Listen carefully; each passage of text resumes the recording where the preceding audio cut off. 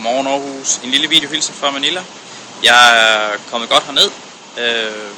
Udlejeren var rigtig flink. Hun hjalp med chauffør fra lufthavnen og har hjulpet med at finde en mate til at klare mit vasketøj også og gøre rent i lejligheden, fordi det tænkte jeg, det var nok bedre, at jeg brugte min tid på at arbejde.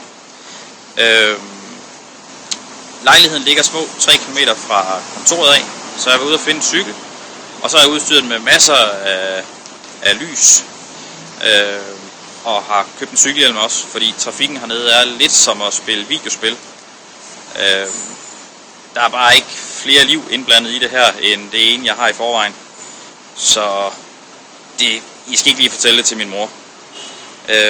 Så er jeg blevet taget godt imod på kontoret. De har været rigtig gode til at aktivere mig. Vi var ude at få en lille øl i fredags og blev indbudt til noget karaoke. Jeg måtte dog sige pænt nej tak til sangen, men vi fik da lidt øl ud af det. Så er det jo ikke helt den badeferie nu, jeg havde drømt om. Foreløbig er det blevet til 45 timers arbejdsuger. Og det er okay. Det er spændende at komme i gang hernede, og jeg glæder mig til at modtage de projekter, I forhåbentlig sender i min retning.